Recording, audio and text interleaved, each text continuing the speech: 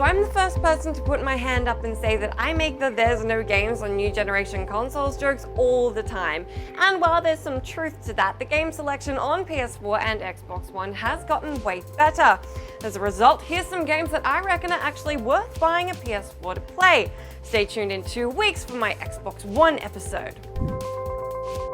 First up is Towerfall. Oh, how I love Towerfall. And I swear it's not just because I'm crazy competitive and I'm actually fairly good at the game.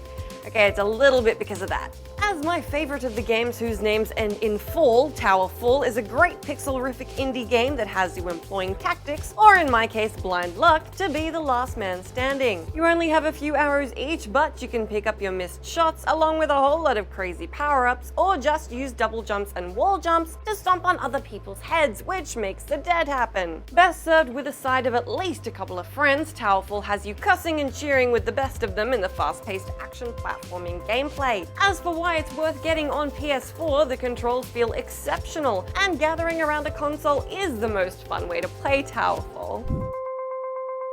Now, we can't talk about games that would make you want to buy a PS4 without actually talking about ones that are PS4 exclusive.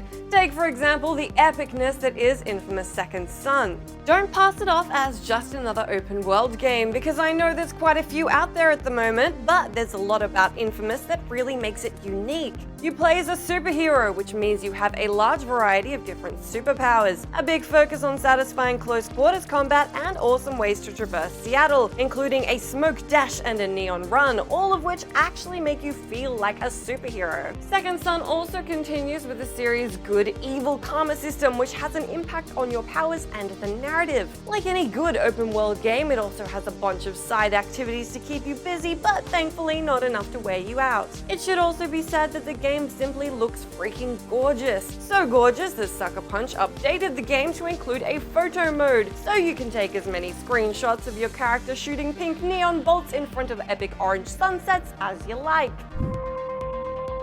A somewhat obvious choice and another PS4 exclusive is side-scroller shoot-'em-up Resogun. Resogun was one of the few seriously solid PS4 launch titles, and pretty much the only game that PS4 early adopters were playing when the system was released. The nostalgic feel of old-school arcade games will probably be the first thing that grabs you, shortly followed by the fast-paced gameplay, and the enemy types and power-ups, which are diverse enough to keep the relatively simple mechanics interesting. Since this one is only available on PS4, there's your fairly obvious reason why this one might be worth buying it for, and the system is leveraged to produce an overwhelming amount of particle and voxel effects. Also sick neon visuals and blowing shit up.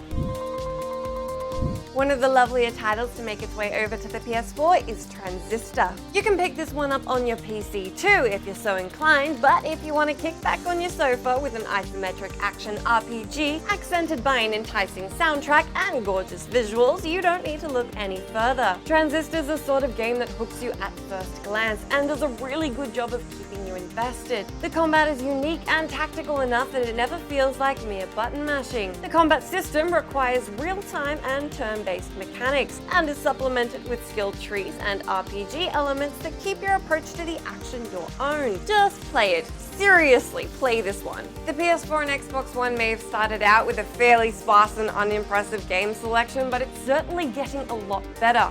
Be sure to let me know in that commenting section which PS4 game is your favorite at the moment, and be sure to join me again in 2 weeks where I'll have my Xbox One picks. Last week on the Gist, I talked to you guys about how Watch Dogs may be able to win over Assassin's Creed haters, and here's what you reckon. AC Conspiracies wanted it noted that he loves the modern day parts of Assassin's Creed, and so do an awful lot of other people. Consider it known, AC Conspiracies. Not all of you were that keen for Watch Dogs, including ex-Paramore Are Awesome, who said Watch Dogs just feels too Ubisofty. Like, it's literally just Assassin's Creed in Hacksaw Future. It's also a lot blander in every aspect, including visuals, than Black Flag as well. Far Cry 3, do more of that, Ubisoft. Let me know if you agree or disagree. Along the same lines and repping my favorite comment of last week, Spartan X169X said Watch Dogs was originally named Assassin's Dogs Auto, but it was too many words. It sounds like a cool game, we'll get it at some point. I would definitely have bought that game. That is it from me this week. Be sure to leave me all of your thoughts and feelings and join me again in 2 weeks after E3 for our next episode.